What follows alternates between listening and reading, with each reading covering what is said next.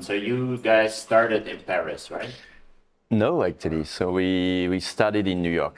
Ah, So the founding story, in a nutshell, is at this time, my two co-founders, Julien and Clem. Clem was already employee in a startup in the US, and then the startup just had sold to Google, so he was looking for the next thing. what kind of startup was It was something over like video, image of products, kind of like I would say this shopping startup at this time, if I remember well. And Julien had also stopped his previous startup. The usual thing, co-founder didn't fit well, like tension and thing. So he was also he had a brief time off, and then he was also looking for the new thing. So they met in an entrepreneur dinner, or like this place you kind of meet, you know, like here basically somehow in a way. And I was in Europe, and so they decided to start there with an incubator called BetaWorks in New York. Yeah. And I think at this time we were still not fully sure, wanted to start the thing in the US. But every time, so this was 2016, 17. Every time we tried to raise in Europe or in France, basically nobody wanted to invest in the startup. So this was a gaming startup, so no super short-term business plan. In particular, the idea was to build kind of a very large community around the game and then find a way to monetize, but we didn't want to start directly monetizing. So I think that's probably one thing that made all investors a bit wary in Europe versus the US, where they were like, no, let's go, let's build something big and you'll find a way to monetize. And then for a long time, we were mostly in New York. I was the only one with my family in Europe. And then the shift to Europe happened more after COVID, where basically we had a lot of very international team in New York, well, small but international. A lot of people left New York. I don't know if you remember, but New York was a hell during COVID. They even brought like a huge like hospital boat from the army because the hospital were like, so a lot of people left. And at this time, part of our team, like senior team, was also French people, and they moved back to Paris, and we started to build from Paris. And then we discovered that basically access to talent was amazing, and in the US, on the other hand, like also the competition, the compensation of people were rising like crazy in the AI. So basically, our Paris and Europe office built at this time. Right. And so you were already kind of a remote team also even before COVID times. Yeah, I think the fact that made remote work for us was, I think that we were really a remote founding team. So I've always been in Europe. Now Julien is in France. Clem is in the US. So the three founders are in different countries, which means there is not like a coffee machine where basically all decisions are made, right? The coffee machine is Slack for us. Yeah. So this makes remote kind of work. Good. And I assume English was the language from day one. Yeah, and this is probably one of the key thing, right? I was saying that in Munich yesterday in conference, but if you start without English as your key, like only language, it's very, very hard to change that after. Yeah. And you're already putting yourself in the culture of a single market, local market, so startup. Documentation. Yeah. For us, everything is a lot of things are written on Slack, and so we pay attention to write that always in English and keep all of this. You know, the nice thing is it's all searchable. Then you can search back. What did we talk about that? But you need to search back in English, and you need to have all that in English. Okay. Yeah. And just last question, I'll jump to you, Noah.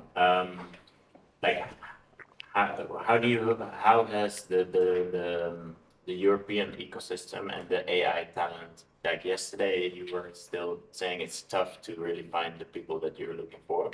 But I guess there's been an improvement over the last years. Oh yeah. No, I think now it's great. Honestly, I think now a lot of things are just good, like now way better than they used to do a great startup. So I think talent, you can definitely find way better, even technical talent than in the US.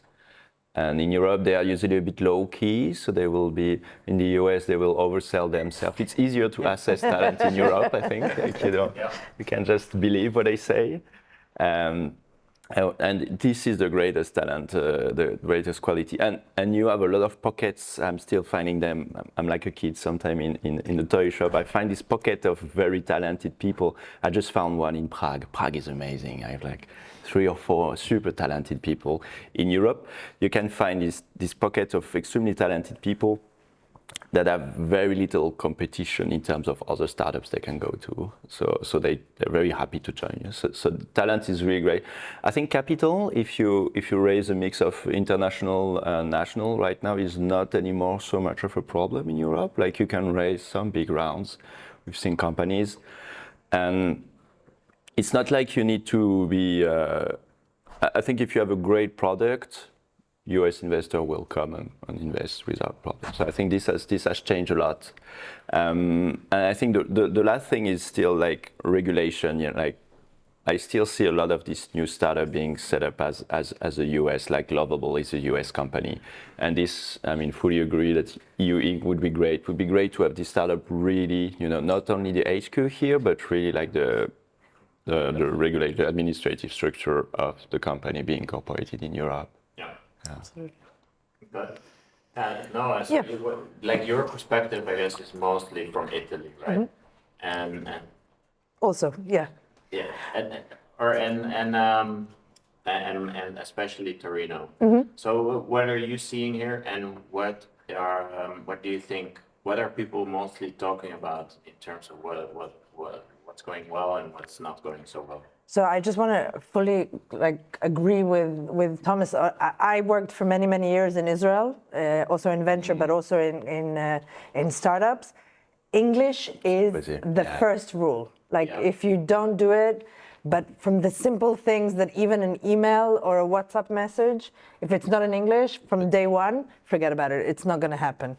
And I think this is a really big challenge for Italian founders that think, you know, they say, okay, we'll start with between us, and then, you know, when we need to talk to an American, we'll move into English. It doesn't work. You have to, from day one, think about it, and from day one also think about the fact that you want to sell outside of your country. So thinking global from day one, I think, is what works for Israeli startups and what works for other European startups that are not Italian. So I think that is very strong. I think that we're seeing a very big growth. So we're seeing a lot more of interest, and over the last in Italy in general, we're seeing if 10 years ago you had a very small number of founders, we're seeing founders that are more have more ideas that they'd like to develop. They don't always know how, and I think one of the biggest there are many challenges when we talk about Italy. One of the biggest challenges is understanding how to navigate the system. The system is complex. Any system. Any system. You want. Also, France is not that easy. It's not that, exactly. Exactly. How do you register your startup? How do you get your funding? What is the funding? How do you hire people? What is the labor law? Like all of these things can be very complex and take time away from founders from rather developing their product into dealing with all of these nitty-gritty things. So I think if we have a standard that is European, it would make life so much easier, and it would be able to also attract back to Italy a lot of the founders that are not necessarily in Italy right now. Which are those who have the experience, which are those that have seen other things, and those that might be able to build in a different way the startups that we're seeing here. I think another very big issue that you showed on your slides as well is that we've seen a flood of seed and very early stage investments, mainly led by Cassa Depositi e Prestiti, so the government. Yeah, they're here. I'm sure they are, and they know that I have this idea about what they did. But I think that they flooded the market with very early stage pre-seed and seed investments. Yeah. And now we need to go to the next step. Yeah. And the next step is kind of stuck. And we're stuck also because we're not in English and we're not attracting enough investments from outside of Italy. And we need to go and, be proud of our products and things how we can sell it. And there's a lot of different issues that are coming up, but I am very positive because I do see a growth. And in Torino, we see a lot more growth as well. But we also see a will on the side of the institutions to help this growth, which is a very big shift. But I still, this data that you gave about companies that have more than 1 million euros in revenue, 100 million, sorry, more than 100 million. My dream is to wake up in the morning and that the headline in the newspaper is about one of these companies, or about an exit, or about a founder that closed an amazing deal, and this will open the newspapers, and not everything else that's going on. But this pushing of this information doesn't exist. Right. That's something we were talking also in Munich yesterday. Like in Europe, it's very rare for entrepreneurs to be a role model or to be publicly visible. And for many people, I was talking with a founder who told me his journey to becoming a founder. Basically, the guy has no idea he could create a startup. So he did like a research thing, it worked well. He applied for grants from the EU for 5 years, they were refused. And then he thought, maybe this research idea I can make a startup. And it took like 7 years. And he did a startup. In 2 years, they're making close to like 80 million revenue. Yeah. Which is incredible. You should have done that 6 years ago, instead of just thinking, traditional road is I'm a researcher, I'm a lawyer, I'm a banker, and an entrepreneur is, I don't know, like not on the map. But I also think that one of the differences in Italy is the definition of what is a startup. Yeah. Okay? Which is a very big issue. We have a register. You have to, exactly, we have to register. So for a lot of investors, those who have 100 million of revenue, they're not a startup. No. They're a company. Right. And then it becomes this whole kind of thing of saying, okay, so if you're in your C round, you're already a small business. Yeah. You're not really. So all of these differences are a scale up in Italian is a Series A company. Yeah. Which in the rest of the world it's not. It's not, yeah. Yeah. Yeah, and regarding the headlines, like we typically talk about Italy and France, like because CDP, I think, was modeled a bit towards BPI France. BPI France, but in France you have the governor, you had Macron and so on, opening their speeches saying we have an objective for 2025 to have 100 tech unicorns, to have this and that. And in Italy, well, I'm and 6 years that I'm not here, but when I was studying here in Turin, you were never hearing the word startups in the university, and it also now it's very not much discussed, and sometimes even the successes are criticized for strange reason. There was just an exit. It's amidst the US-Italian company, Zombie Networks. Who gets the taxes? It's been acquired for 1 billion. They have a lot of people employed in Italy. Most of the R&Ds in Italy and everything, and it was still criticized, and no one was, cheering up. And this is not the culture that's gonna build anything. I think France had, regardless, I don't want to get into politics, but I think France was very lucky to have a banker become a president. Yeah. When it comes to economics. Okay. Because he, in a way, he pushed, like you were saying, every speech was about creating this and everything, which brought a different kind of point of view, which we might not be seeing at the moment.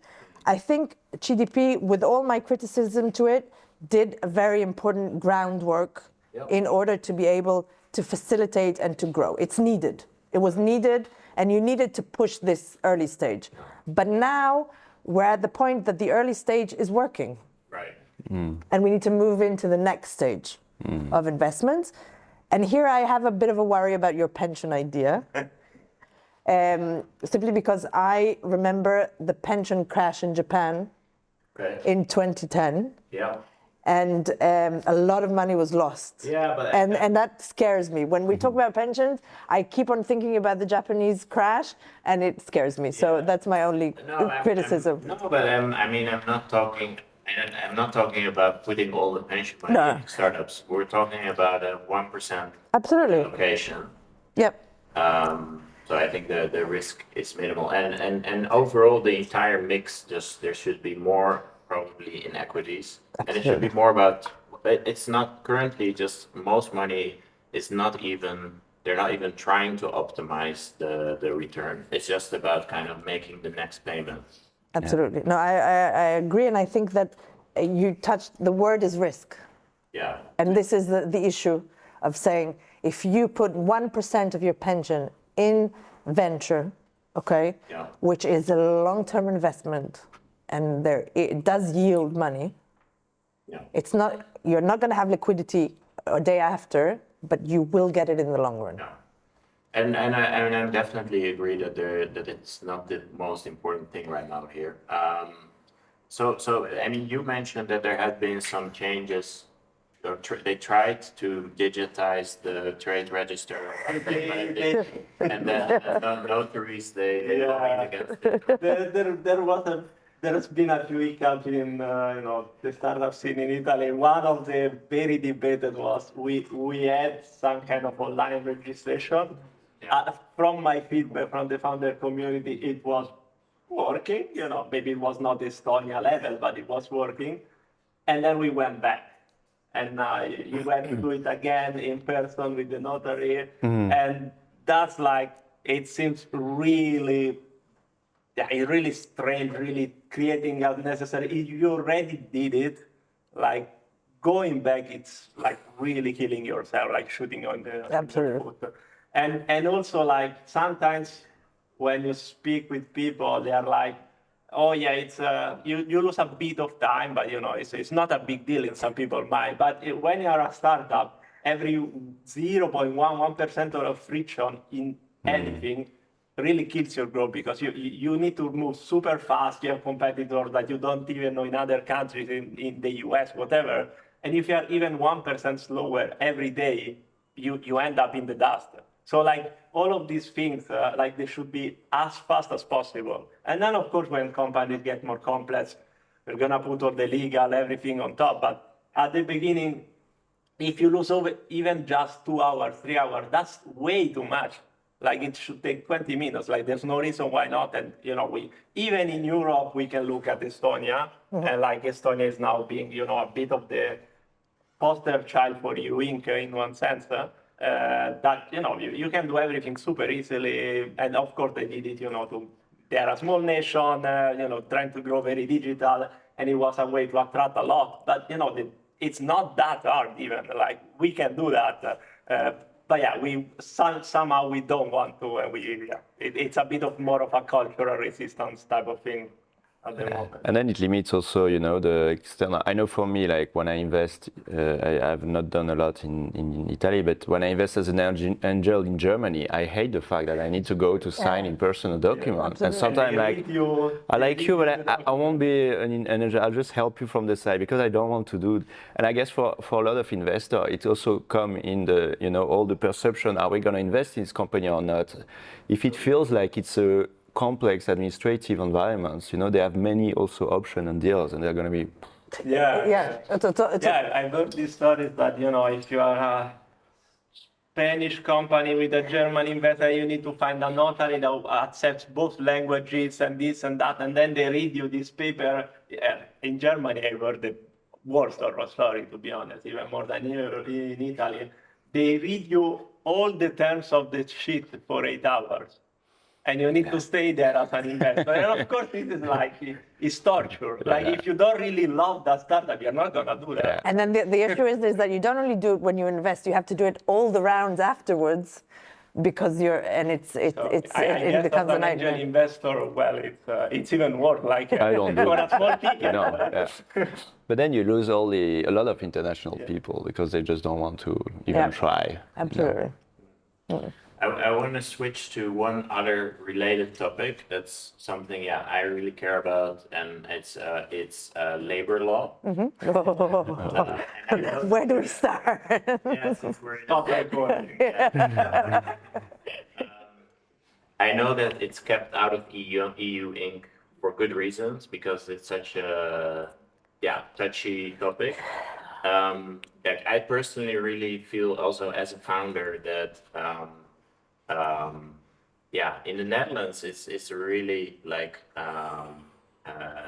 if it's not working out with it's really painful process. That's already in Italy as well. Yeah, and there was someone at the conference yesterday, I don't remember who, telling me that they had problem paying an intern too much in Milan. So it's like a really strong growing startup, and they wanted to take a really, smart person from the Polytechnic. And you can't pay them too as much. an intern, but of course in Milan it's super expensive. It's 1,000 euro for a rent. So okay, you can pay him 500 euro and he needs to ask his money from the parents, like that's typical style. Or you can pay him, they wanted to pay him 2,000. You can't. That's a salary for first job in Italy. Yeah. And so they created a lot of problems. They had like legal coming, or you are just faking that this is an intern and it's actually a full-time employee for you. You cannot pay him this much. And it is like, okay, yeah, then of course that smart person is gonna go make his internship in Switzerland, in somewhere else. Like it's, you have these things that are. I think labor law in general, it's a double-edged sword. Okay, because on the one hand, as a country, you want to create an environment in which people are safe in their jobs. On the other hand, it's very contradictory to building a startup. Because when you're building a startup, and this is something that happens in Israel a lot, you hire people, if they're not good, you say goodbye, and that's it. So it's very hard on a cultural level to say, and it's also very hard in the Italian mindset. For example, landlords won't lease you a house if you don't have a long-term, indefinite contract, or all of these things. So there's a lot of steps that are happening. I know, I can see it from our founders, that it's hard because you're stuck. You got married to somebody who you don't necessarily want to be married to. Yeah. And I think it's very similar to the Netherlands, that it can be very painful for founders. Yeah. And it has the quiet effect that I feel like it kind of drags down a little bit the performance of everybody. And if you really want to like create like everybody go 110% mentality, it's Yeah, but you also you don't want to be Cisco. That every year says we're firing 5%, and regardless. So on the one hand, you have to create the incentives in a different way. So we have employees in a bit over I think probably 15 countries now, including the US, Netherlands, France. I don't think Italy, Switzerland, London.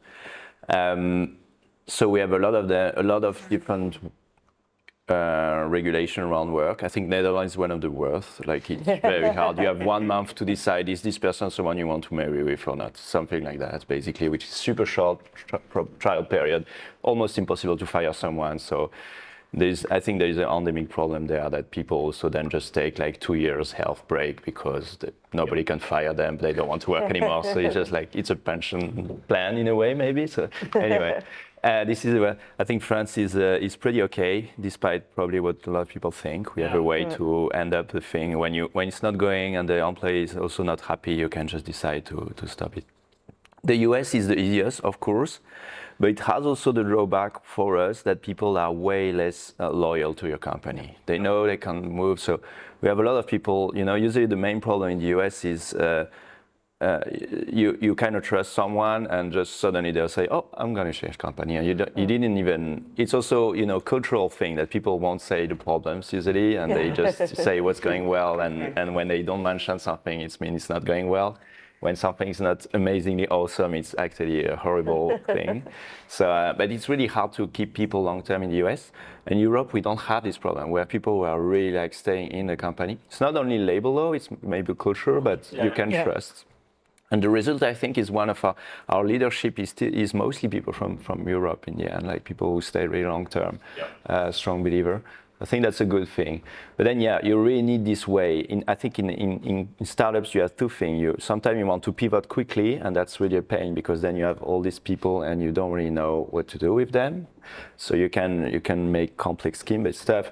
And the other thing is you really need to you really need to have this time you can assess if someone is a good fit or not, because it's specific to startup, but the environment I think is very strange, it's very unpredictable, it doesn't fit everyone, and so you need this 3-6 months to really be able to test people, and you don't have that. I don't know how it is in Italy, but you don't have that in every country. You have it in Italy, but I think that one of the issues is, for example, when everything goes well, it's great.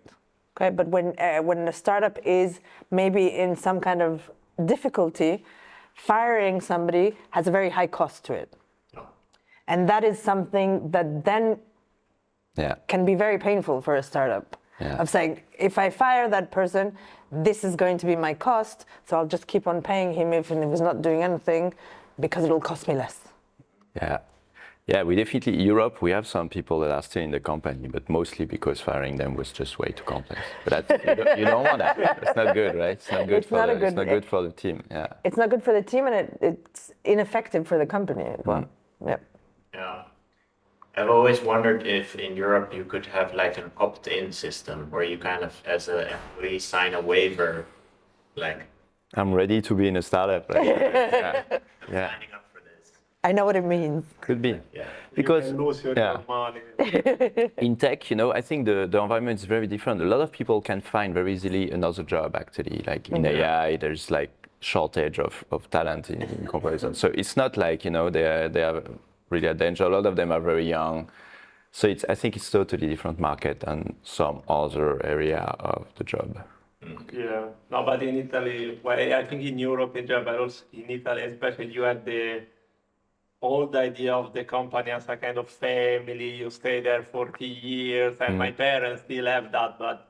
But first of all, even like the old companies, let's say, don't have that mentality anymore, even in Italy. So that's not true, even for my parents' generation anymore in Italy. And of course, it doesn't work for anything that is new. No. So that's a bit of a cultural shift that I guess it's happening because even people like my parents are seeing that this has changed as culture even in their companies. But yeah, it needs to trickle down a bit towards how we structure everything then. But no, like I think in Italy there's a massive missed opportunity. I was it's a tricky topic, but I was in London 2 days ago for this defense conference on NATO and so on, and I was talking with some of the key persons in the Italian defense tech ecosystem, which doesn't exist. But like they were like, Italy is like the largest builder of ships of all kinds, like commercial, military, and there's not like a single startup that does that. So we have a program on defense, so we can talk about that. There's not a single startup that tried to do that, and like in the Nordics, there was a startup that was doing like motorsport boats, and it just repurposed that, and it got 20 million easy, and it went on, and it's like. But also the corporate doesn't really. They're like, we are fine. There's a bit. They don't have the pressure. They don't see that that's happening, and we have money that are not being spent because, like, Italy is like the third largest contributor in ESA, is the third largest contributor in the NATO Innovation Fund. But then they don't know to spend it. No, they try really hard, but like there's not the groundwork, there's not the startups. Like they're really not the startup to get this money sometimes. Interesting. So you don't know where to put them, and we are gonna get there, but we need to speed up. Absolutely. And I guess people don't even know that this is an opportunity. They're like 100 million money waiting that you do something decent to give it to you. Absolutely. They are there, those money, but there's nothing to give it to at the moment. I think another big issue in Italy, just like that, is that you have so many pockets of money, okay, which you don't know exist, okay, because you have the government, like the national money, then you have the regional money, and it's all there waiting just for somebody to come and take it, but nobody actually knows it's there. Yeah. And that's like a super missed opportunity. Going back to how hard it is to start a company, how hard it is to fund it, but how hard it is to find this information. By the way, if anybody in the audience has a question, Great. Yeah, go ahead. The question is for Thomas. In Europe, actually, there are big groups of research labs on AI.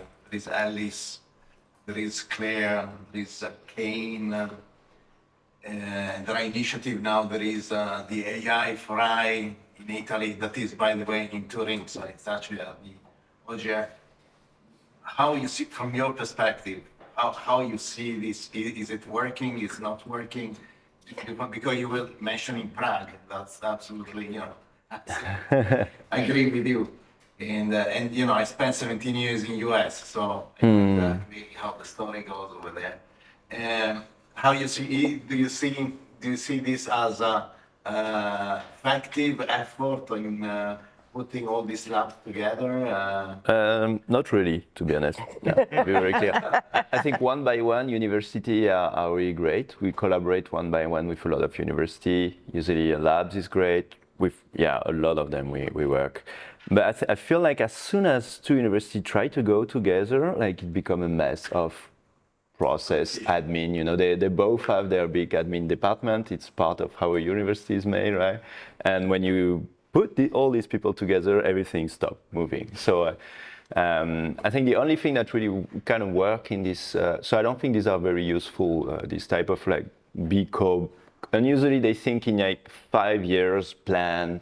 AI is moving, changing every 5 months. So I still get news. There is a program we almost got trapped in like 3 years ago. I still get the news of this program, and they still planning to maybe train a LLM next year. And I'm like, the world is moving, right? You cannot train a LLM on over a 5 years plan. Like people do that, and so this is, I won't name the program, but I just got one this morning. I was like, oh my god, this is still moving. Like it's like a corpse that's still like moving.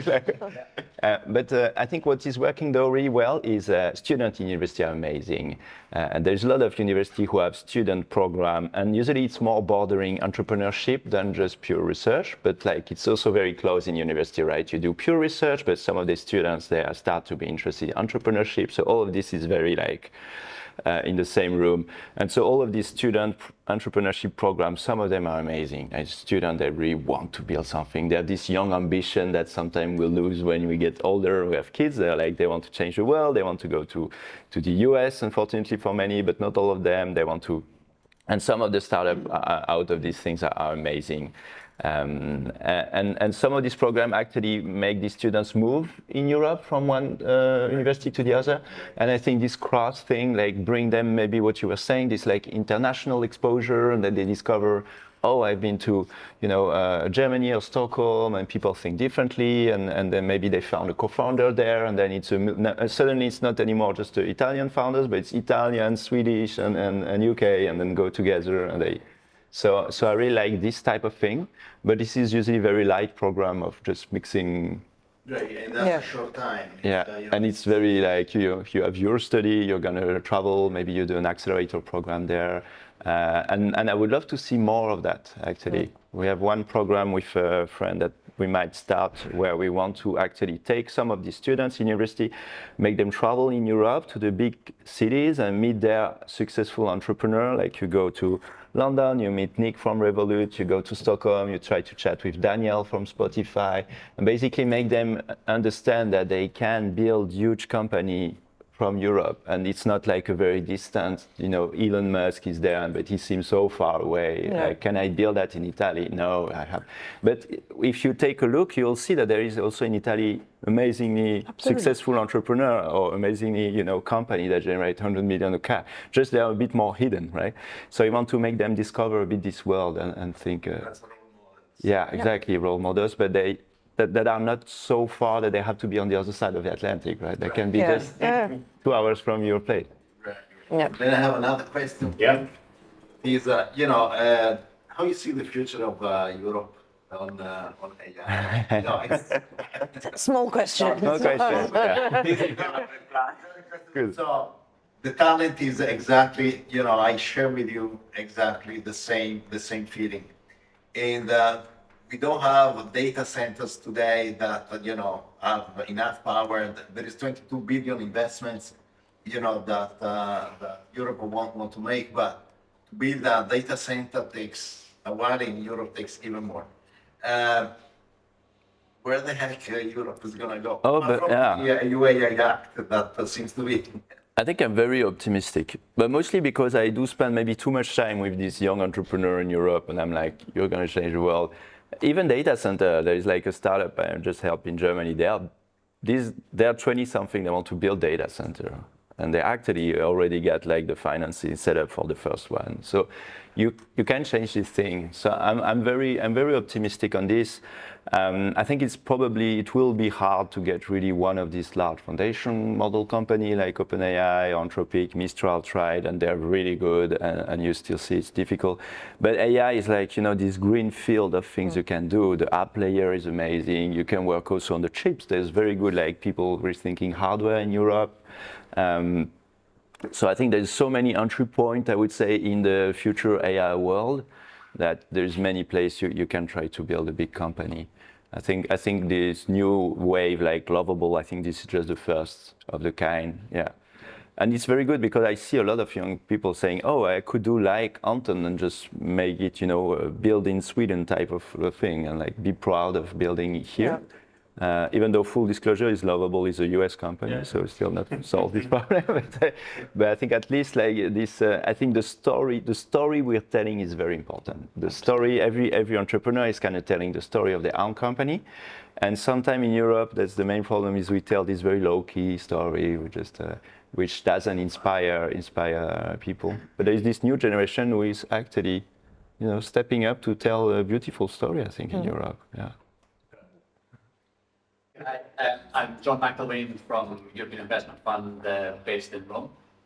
And I want to pick up a bit on the pockets of money and Yoram's slides.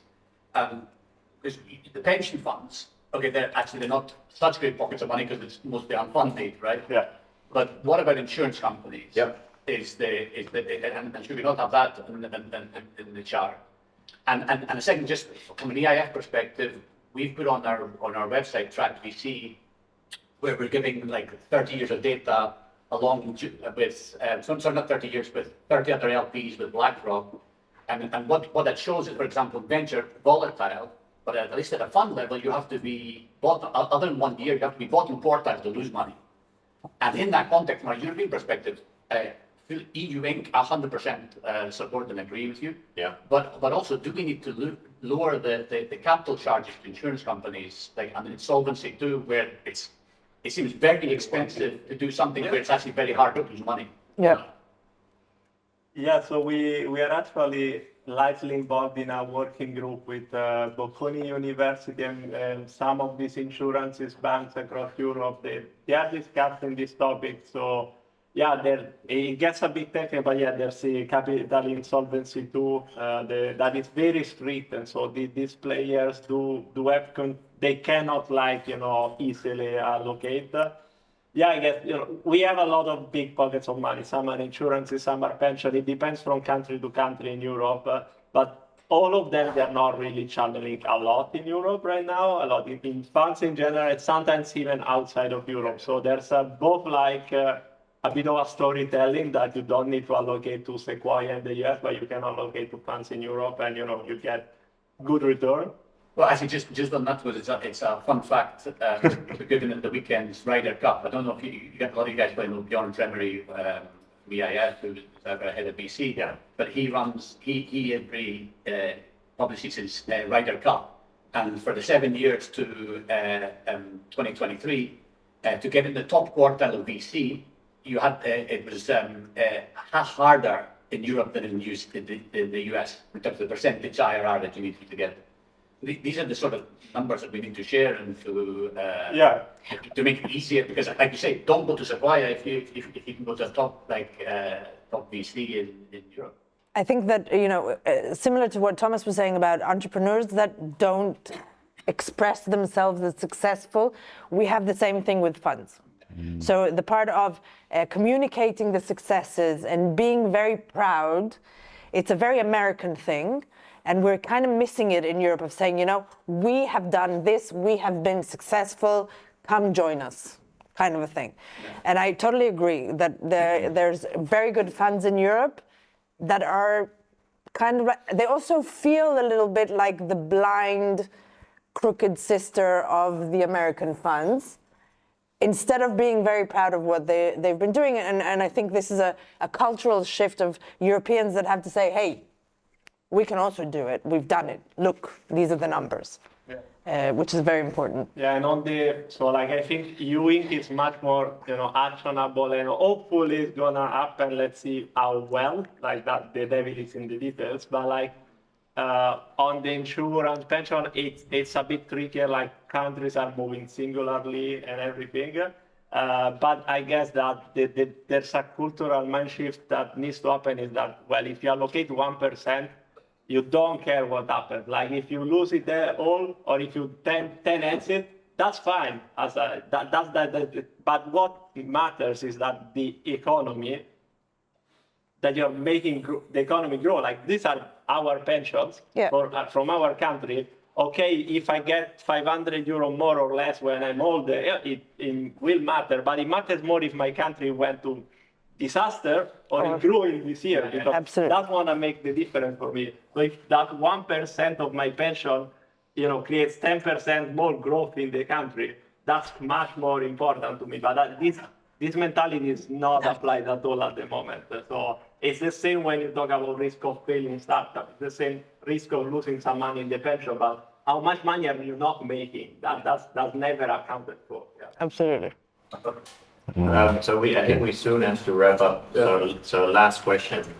Yeah, Danilo Fau from ST Microeconomics Corporate Research. So I joined late, sorry, I'm not aware about you, but Thomas, a question for you, and also if you want to elaborate. Number one, what's your position on generative AI at the edge? What? At the edge. Generative AI at the edge. And the second question is if the open weights model it's enough for the democratization of the generative AI. Yeah, very AI focused, but yeah. This is new. These are living in their kids.